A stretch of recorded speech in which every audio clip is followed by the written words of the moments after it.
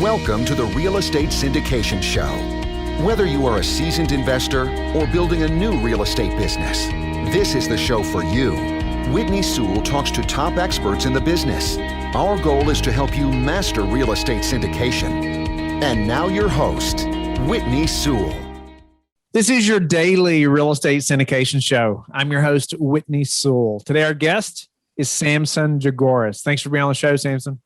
Yeah, man, I'm pumped. I've been following you for quite a while now, so I'm excited to be on here and chop it up. Pretty honored to be chatting with you today. So thanks for having me on. Yeah, I'm honored as well. Thanks for listening to the show. But it's just amazing to see so many guests now who've been listening for a long time and are doing amazing things in the space like yourself. So a pretty amazing background that you have. So honored to have you. And a little about Samson. He's an entrepreneur, RE/MAX commercial real estate broker and president and founder of Growth View Properties. Over his 12 plus year career in business, executive leadership, and entrepreneurship, he has served as a professional futures and commodities broker, actively invested in real estate, and acted as a chief strategy officer at Madwire, an Inc. 500 marketing and technology company located in Fort Collins, Colorado. Samson currently puts together large commercial apartment investments throughout the United States, opportunistic land development, fix and flip, and buy and hold deals in northern Colorado, and sits on the executive leadership team at Madwire, where he helped grow revenue from $7 million to over $100 million and grown the employee base from 35 employees to 600 employees in 10 years. I mean, that's pretty incredible. That alone is impressive. 7 million to 100 million. And then just the employee count as well shows the just a massive amount of, and the scale of the company growth, in a 10-year period there. So I look forward to getting into that a little bit, Samson, and even how you're applying that now to your real estate business also. Maybe why don't you fill in some of the gaps there of how you got to the multifamily syndicating, operator that you are now. And let's jump in. So grew up in Los Angeles, California, was raised on a heavy dose of punk rock and skateboarding, played a lot of sports. And about my freshman year of high school, I fell in love with football. I didn't even like football growing up, but I found it. I loved it. And all I wanted to do was play football in college. So that set me on the path that led me to, I got a scholarship to go play at Western New Mexico University. Heading into my sophomore season, was not happy playing D2 football. Walked away from my scholarship, took the walk-on at the University of Colorado, which is how I ended up here. Thankfully, met my wife. We've been together for 16 years, getting ready to celebrate our 12-year wedding anniversary this year. Congratulations, by the way. That's an accomplishment. Yeah, probably one of my most proudest ones, that being a dad. And I was going to school studying integrated human physiology. I wanted to be an orthopedic surgeon. Trying to play football. I was going to say, what is that? It's basically like human physiology. It's a mix of kinesiology and all that good stuff. And so I thought I wanted to be an orthopedic surgeon. Looking back on it, I'm very grateful that I didn't land in that career, partially because my grades determined whether or not I was going to go to med school. Playing football and trying to keep it all together was tough. But I'm just such an outgoing type of person. I love people. I love building things, and being a doctor would probably be the death of me. So I graduated on a Friday with a degree in human physiology, and I walked into a futures and commodities brokerage on a Monday. About 6 months before that, I didn't even know what a future or commodity really was, let alone that you could trade those types of things. And about 3 months into my career on September 29th, 2008, Dow Jones fell 777 points in a single day, which set up the economic housing crisis. So I got my baptism in economics and real estate and investing and all that good stuff in the middle of one of the most tumultuous times in history, at least as it relates to real estate.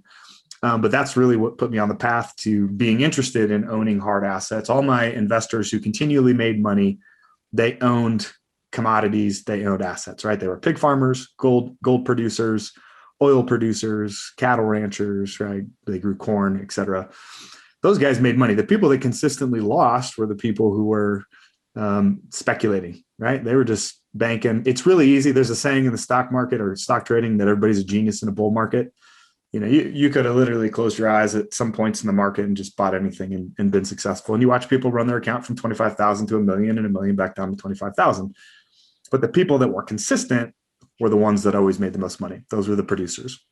So that's what kind of drew me towards that. But right at the time, as I was coming to the career of a commodities broker and the housing market crashed, we had the evolution of real-time quotes. So companies like E-Trade, TD Ameritrade, they were all coming out with technology which allowed you as the customer to literally see in real time what the market was trading at. The age of calling down to the floor was dying because everything was moving electronic. And so the value of being a commodities broker was fading. So we had to do a lot more money management, trading systems and training programs, selling newsletters and things like that, which we did really, really well. The problem is when you're sleeping with a laptop next to your bed, because markets like the coffee market, which we would trade, open at like 1 and 2 in the morning, it really starts to crush your quality of life, really starts to eat into your marriage and things like that. So I was burnt out, to say the least, making great money, did very well in the industry. But I was ready to leave and I was going to go be a financial planner. That's what I wanted to go do. And then I was approached with this opportunity to join a startup called Madwire, which focused specifically on marketing and technology for small to medium-sized business.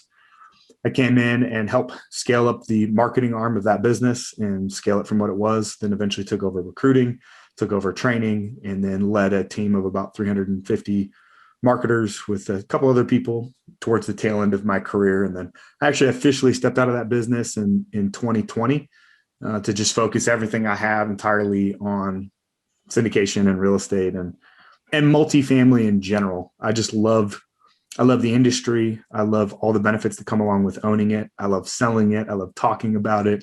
I love putting deals together. I love teaching people about it.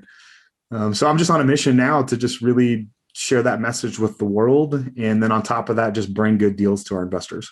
Yeah, no, that's an incredible path to getting to where you're at now. No doubt about it. You learned a lot along the way, and I could have gone so many different directions. Incredible that you landed up at, as an operator, syndicator. And so, I love the experience too that you gained, scaling that company, right? Being there through all that, through the marketing side and just the employee growth as well. I would love to hear, some tips on scaling and the marketing side that you are now using as an operator and as a syndicator. Because I know that's the question I get so often personally too, from other people that are trying to get in this space and clients that say, I want to scale, right? What's the next thing? How do I scale faster and do it right? And those things. And so with your experience there, I'd love to hear about that and just how what you're implementing, what you're taking from marketing and scaling, and now pushing your multifamily syndication business. Yeah. When you're first getting into it, I was 20, 26, 27 or so when I was jumping into that world in that role. And, you're just full of piss and vinegar, but you don't really know a lot yet. I'm a lot wiser now. Building a great company ultimately comes down to who you have on your team. At the end of the day, if you're getting into the world of syndication or building a business, you're not trying to create another job for yourself, right? We're all chasing one thing, which is ultimately time. And so you have to be judicious in knowing how to delegate and when to delegate. You want to delegate early and often in your business. So what I know now is business really breaks down into 3 categories: sales and marketing, operations, HR, and finance. And within that, just like you do in the syndication space, you can insource aspects of your business and you can outsource aspects of your business, right? If you're a syndicator, you're really focused on being an asset manager. You're focused on leveraging third-party property management in a lot of cases because it offers you a lot of scale. What I know from experience is building a people-heavy business is a lot of fun, and I love people, but it creates a ton of dynamics. When you go from 30 employees to 100, the dynamics shift. When you go from 100 to 600, I would spend a lot more of my time managing people than I would actually doing other parts of my job, basically. And that was the appeal, honestly, to being in the syndication space, is the economics. You can manage $500 million in assets and have 10 people on your team, 5 people on your team. You can really do it and scale really well. So when you know that your business kind of breaks down into 3 pieces: sales and marketing, operations, HR, and finance, then from there you can start to define the key roles, right? Who is going to own that aspect of the business? Who's responsible for raising capital? Who's responsible for sourcing deals, right? Who's responsible for underwriting, acquisition, startup, right? turning over the property, who's responsible for dispositions and everything on the back end. When you know what those positions are, sure, when you're starting a business, you're going to be wearing multiple hats, but you can quickly start to delegate and offload those to other people on your team that can just simply do it better than you. It's really hard to be the CEO or the president of something and simultaneously be in the trenches. You need great people on your team. So I'm all about great partnerships and hiring great people on your team. And just like you would make any other investment, putting those dollars into somebody or giving up some equity, right, in your deals, just like you would with like a KP or something like that, to have somebody who brings more value to the team and to the stack, right? Most people have never thought that far when they get in to start a business. They just think about the numbers and how great they want to be and blah, blah, blah, blah. And my dad is a testament to this. My dad is one of the most incredible craftsmen I have ever met. I mean, he's literally been building and crafting things since he was 13 years old. And he's tried to be an entrepreneur over the years. And he was never able to get out of the trenches, right? I'd say, you're incredible. Like, why are you working on one job right now? It's like, because, I got to get in there. And if I pay those guys, how am I going to pay myself? I'm like, because you would have 10 jobs, right? Not just one job, right? And it's scale, and it's thinking beyond those things and building a team. And so there's a great book. If you haven't read it, if you're getting into the business and you want to scale it, it's called Traction. And it's talking all about the entrepreneur operating system, EOS. It's a great starting point, if anything, to give you a framework on how you should operate your business. And then from there, you just hire and fire off of gets it, wants it, capable. Does this person get it? Do they want it? Are they capable? Sometimes you have great people and they just need to be moved to a different seat. Love that. Gets it, wants it, and capable. Is that what you said? Yeah, correct.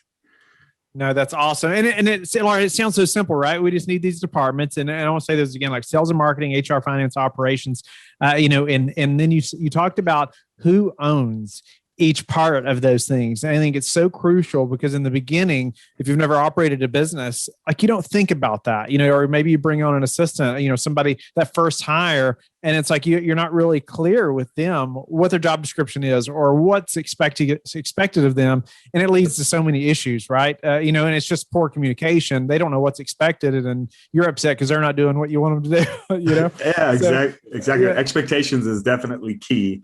But you haven't actually thought about that. So it's pretty hard to tell somebody what to do. The other reason why that slows down your scaling is because what you do in your training is you use the watch me method. Hey, just watch me do it. Hey, I'm just going to jump on the phone and I'm going to call this guy and then just do it like me, right? Well, that's not repeatable. And ultimately your job as a CEO or somebody who's running a business is to create a business that ultimately does not need you, right? If I got hit by a bus tomorrow, could the business continue to operate without me? And so you got to build with the end in mind. Sure, you might not be able to afford it, or you can't necessarily hire that person right now and you're wearing multiple hats. But as soon as you can, that's where you should be rolling back your profits and your equity is back into hiring another person. So walk through. And so I've talked about hiring, and especially starting with VAs, virtual assistants, and executive assistant, and those things for a long time. But I'd love to hear, because I get this question all the time is, who's my first hire? What should they be doing for me as I'm getting started into this business? And really helping the listener break through that thought process of why I can't give that thing to somebody else to do. I've got to do that thing myself. The best it was ever explained to me was, is this $10 an hour work or is this $10,000 an hour work? Not to say that the $10 an hour work is meaningless or lesser.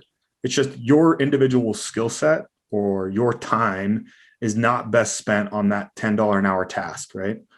An example would be, you probably could get on Squarespace and build a website. You probably could. The amount of time investment it would take you in order to actually do that job, what does that cost? Because if I just gave it to somebody who was an expert in that and paid them a premium, paid them $1,500 to do it, and they did it in a day, right? That would be a much better use of my time, right? Time, cost, and quality. You can have two, but you can never have three of those things all at one time. So you have to make a decision on how you're going to invest your time, because time is ultimately money. And so for me, it's always just been about that. It's really hard. An example would be in the commercial brokerage business, the curse of success. You're getting successful. You got bookings, listings, you're meeting with clients, you're networking, and you have a 0 time to prospect, right? So what do you need to do? You need to find somebody who has the time and invest in them to call and prospect constantly so that the funnel is constantly full. You know what I mean? And so that's, I don't know. I think that if you read the book Traction, you start to look at scoring your business on a weekly and quarterly basis, and you start to break down issues. The better you become at business, the better you become at solving problems. That's it. Who was your first hire, like for your syndication business? It was actually a partnership. So we were all on this path, kind of working together towards being in the syndication space. And one of my partners, Jeremy Cisneros, he is literally a commercial loan originator. The guy underwrites for a living. I can underwrite, and I can look at a multifamily pro forma all day long, but I'm never going to do it as good as that guy, right? Like it, and opposite of that, his skill set is not this. His skill set is not jumping out in front of people, talking in front of people. He just hasn't had that experience, and it's also not really his nature or his character. So, we quickly learned that that's like an operational type of role. You're underwriting, acquisitions, that whole process. So he leads it. When he says, hey, I need you to go get a quote on insurance, or I need you to call the assessor and get some tax numbers for me, right? Or I need you to call the PM. We all fall in line because we have already defined what the roles and the responsibilities are and who owns what. When I say, hey, we're going to do X, Y, and Z for marketing and sales to go raise capital, or I'm going to go on 24 podcasts in the next 6 months to really develop the brand around Growth View Properties, everybody falls in line to support it. If that makes sense. Makes complete sense. No, I love that. You have to delegate. You have to know what you're responsible for, and kind of stay in your lane a little bit. I have a very, very similar, structure in our company as well. My business partner is the numbers guy. Can I underwrite? Yes, but I'm never going to be as good at it as he is. And I don't want to be. It's not, it's not where I want to spend my time. But I need him, right? And he needs me, or like very different roles. And we can scale faster and better and provide better service to investors because of it. If you're interested in multifamily real estate, but don't know how or where to begin, our guide on how to start investing in multifamily real estate breaks down everything you need to know about identifying good investments plus real world examples. Download your copy in the show notes or visit lifebridgecapital.com/start now to start your journey in multifamily real estate. Speak to the marketing side a little bit. And I know so many investors right now that are operators that are listening are saying, you know what, I don't understand this marketing thing. Some don't want anything to do with it. Some do, some don't understand it. Lay out some basic things that we should be thinking about as operators, as far as obviously everybody's trying to raise money, trying to build that trust with investors, right? How have you done that well? What's been some key things that you learned maybe from your marketing background that have helped the most in this business? Yeah, I think the first one is just building a brand. You got to have an identity, right, of like who you are and what your message is. The reason we're called Growth View, and it's spelled VUE, right, is vested united equity. Most people, when they're getting into real estate investing, what do they think? I got to have all the money. I got to get the loan by myself. I got to go find this property myself. I have to take down. It's this very closed mindset of I have to do everything myself. But when you have a growth view or a growth mindset or a growth perspective, and you realize that if we go bigger and we get more scale, we can all make more money, right? By coming together, investing our equity together, united, right? So I think the brand is important because it sets the stage for what you believe is an organization. It's also just how you show up. It's if you're a new syndicator and you're showing up to talk about raising capital or something, and you're like, oh yeah, I'm just putting together real estate deals. It's like, it's uninspiring, and there's nothing for people to really latch on or remember or think about. And so brand is, in my opinion, important. How you show up matters. Yes, you need a website. Yes, you need a brand. Yes, you need to make those investments in some advertising and some content and a Facebook page and a LinkedIn page and all those types of things in order to just tell your story. Because what most people don't understand is 90% of the research process is done. This is just statistics before the customer ever picks up the phone. So if you know you're going to go meet with somebody and you're talking about, they know you're coming to talk about raising money or investing in multifamily deals, guess what they're going to do? They're going to Google you, right? They're going to do some research. So go Google me and see what comes up. I've been very intentional about the content that I put out there and the brand so that I can control the narrative around me and I can control the narrative around growth view. That's a big part of it. Go ahead.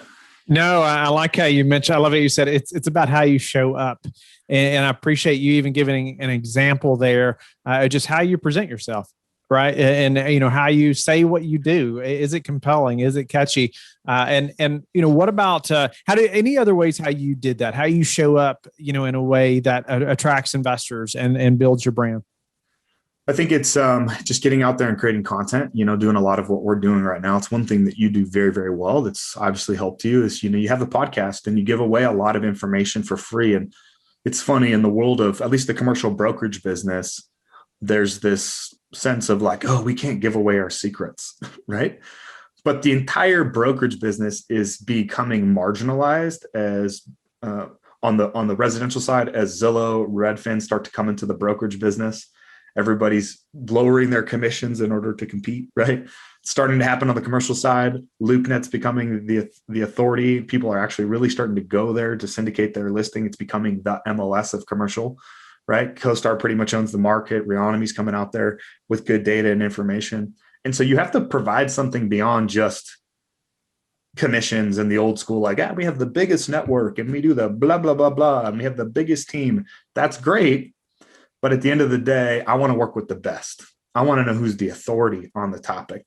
So authorship and content creation is probably the next most important piece. And it's beautiful because it doesn't cost you anything. It's literally just getting out there and giving some of your time, jumping on a podcast for 30 minutes with a guy like you. You know what I mean? For sure. No doubt about it. It can be extremely inexpensive just to get your brand started and get your name out there. But I love just thinking about how you show up. No doubt about it. Samson, what about anything you would have done different, say, on your first syndicated deal, now that you know what you know? I think partnerships are key. The hardest part of getting a deal done is you don't have any track record, right? And so, being on the commercial brokerage side, understanding what goes through a broker's mind, the broker cares about one thing: can you close? Because he don't get paid unless the deal closes. So how do you add people or partnerships to your team that are going to help you do that? So one of the groups that we partner with is a group out of New York. They have 40 years of syndication experience. They manage $750 million in multifamily assets. They have $160 million that they personally own. So when I come to the table and say, hey, here's our co-investment partner, that has some power to it, right? People take you a little bit more serious. And that's a relationship that's been fostered over years, right? I mean, we meet regularly, we send them deals, we co-underwrite stuff together, we talk through it. They give us a lot of their feedback and expertise. We do the same because we understand the core markets where we're in. Mm-hmm. And it's vital, so people partnering with guys like you who have track record, right? I mean, one of the beautiful things about this business, at least that I've come to experience, is everybody's willing to help each other. I have yet to meet a syndicator that's just like, screw you, I don't want anything to do to help you. They're always willing to help each other because they all know what it was like when they were just getting started and there was nobody else there to really help them. They needed somebody to support them or just say, hey, come on, co-sign on my deal, That is a pretty amazing part of our industry. I agree. It's just amazing, the friendliness and people that want to help. It definitely helped me to get started, no doubt about it. What about how do you, in looking at a new project now, and especially knowing what we went through over the last year, how do you prepare for a downturn? Well, I lived one in 2008, so I'm incredibly risk averse. In 2018, I was literally downsizing my entire life. We sold our primary residence. We sold off single family and small multifamily stuff that we didn't feel was well positioned. We literally moved to cash and we said, hey, we're just waiting for a rainy day. I don't know when it's going to happen. And people were like, you're crazy. What are you doing? The market's incredible right now. I mean, that'll never happen. And history doesn't repeat itself, but it definitely tends to rhyme. It's not going to happen just like it happened before, right? COVID, who saw that coming? I look like a genius, but I literally 2 weeks before that was standing at a meeting and I was speaking to the city of Fort Collins. And I was talking about how we needed to drive more economic growth through small businesses in Northern Colorado in order to be competitive in the market. And I literally said, I told the story about the Dow Jones falling, 777 points in 2008. And I said, that would be equal to the market falling 1,800 points today. And 2 weeks later, it happened. Literally 1,800 point fall in one day. Because we have this tendency as human beings to constantly, it's called rosy retrospection. We look back and we tend to see the past in a better light than it was actually happening. It's important. It's an important part of the human condition, because otherwise every hard thing that happened to us would just put us into a depression, right? And so we have to be able to look at that in that way. But it's also a fallacy, because we look back on things and we kind of rub out the parts that we don't like. Blessing in disguise, right? Yeah. Forget a little bit of it. Totally. And so you have to constantly be going back and doing that. And I think some of the things that you need to be judicious in your underwriting. Paying a premium on cap rate to buy something just to get a deal done is a recipe for disaster. I mean, there's a reason that your exit cap rate is generally worse, right, than what you're getting in at, because you're anticipating something worse. But buying something and betting on the come that the cap rates are going to compress and it's going to get better for you is a recipe for disaster. I said it before and I said it again. Everybody's a genius in a bull market. Right. For the last 10 years, you could have bought something in Detroit and made money, right? Because that's just how the nature of the market is going. But the dynamics this is uncharted territory. We have never seen this. We have investors, international investors coming into our market because they can't get yield anywhere else, that are coming in and competing for this stuff. So they're willing to pay a 3 cap and a 5 cap market. They don't care, right? Because to them, it's about capital preservation. We're printing money at an insane rate, right? And inflation costs are going through the roof. So I'm not even concerned about inflation as much as I'm concerned about stagflation, where things get so expensive that nobody can afford to hire, nobody can afford to run their business, we can't afford to build. And so the demand buildup is going to continue to be there, because we need like 4.6 million new apartments by 2030 in order to keep up with demand. But a lot of people talk about an affordability crisis, things like that. And it sounds like a lot of what you're saying as well. It's so interesting. On that same note, Samson, any big predictions for you or small over the next 6 to 12 months in the real estate market? I think that the biggest opportunity right now is we all know that net migration pretty much determines, where the path of growth is going to be and where the opportunity exists. And so I'm personally seeing that people are exiting the coast and moving inward, and that just kind of causes a ripple effect. And so I think the Midwest has a ton of opportunity right now. You can still find some good cap rates. You can still find some reasonable price per doors. And that's where the most upside potentially exists. And I also see that conversion projects are probably going to be the number one opportunity to take maybe an old hotel and convert that into something like an apartment complex that offers affordable housing. What about any daily habits that you have that you're disciplined about that have helped you achieve success? The number one habit that helps me achieve success is there's really like 7 categories of goals or pillars in my life that I tend to follow, which is my faith, my family, my finances, my career, my social life, my mental health and growth, and my physical health. And I'm not much of a journaler, but every day I try to take inventory. I hit those 7 bullet points and I go, how did I do in this area yesterday? Or how am I doing this week on this thing? And where do I need to get better? I have watched too many friends and too many entrepreneurs let one aspect of their life dominate and sacrifice something like their marriage or their family to just build an awesome business, right? That's not worth it to me, right? So this allows me to actually get the imbalance that I need and say, wow, I didn't give my family enough attention this week. I'm going to spend a little more time there. I need to back off a little bit on what I'm doing on my work before it's too late. So taking inventory. Appreciate regularly. That perspective and thinking through those things. It's incredible. You can just name those things off too, that you have that kind of thought or sight on those things, parts of your life. I think that's impressive by itself. What about your best source for meeting new investors right now? Well, what's interesting is as we're coming out of the COVID pandemic, people are craving coming together. And so I've always been a great connector. So I spend a lot of time just connecting people through hosting meetups, through hosting happy hours, through even with some webinar education, but really trying to do more in-person stuff to just really bring people together within your community. I think we can go too far hyperbolic. Like if you go on LinkedIn, it makes me want to vomit because nobody's there to actually connect anymore. They're there to just push their narrative about their business or whatever. And so how do you take something from maybe an online connection and convert it into a phone call, which then converts into an in-person meeting, right? How do you jump on a podcast with somebody who happens to be an operator who owns a ton of real estate down in Colorado Springs and say, hey, the next time you're in Denver, we should connect because maybe we can do something together or JV a deal or do something like that. So for me, it's just getting back to the basics. Marketing is funny because everybody tends to like jump on the bandwagon to do these things and then they go too far in that direction. And so when everybody's going that way, I tend to go the opposite way. Like direct mail, personal letters. There's a great book called Blue Fishing. If you haven't read it, it's amazing. And it's just all about that personal touch and wowing people and making them feel special that I think is really the key. And then investors are everywhere. I mean, there's so much dang capital on the sidelines right now, just waiting to be deployed. So if you're an authority, you can create content, you can educate people on the power of passive investing. It's pretty much a no-brainer. Like they will trust you to place capital. So appreciate the book recommendation as well. It's awesome. What about the number one thing that's contributed to your success? Honestly, it's just consistency.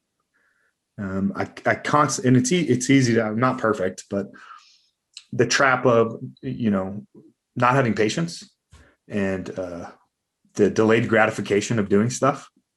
If you were a syndicator and you were getting started in 2020 and you were going full tilt on this and your whole world got turned upside down, you might have given up halfway through this and been like, this is freaking hard. Like I can't see any deals, but I'll tell you what, the number of deals that we underwrote in 2020 is less than what we've seen in the first quarter of this year, right? So consistency is ultimately the superpower. You have to find a way to just do something every single day to move the business forward. It doesn't have to get done now, especially when it comes to syndication, right?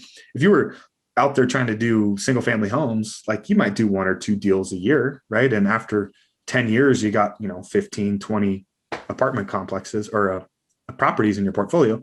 Or you could just spend 3 years of your life dedicated to raising capital, building partnerships, sourcing and screening deals.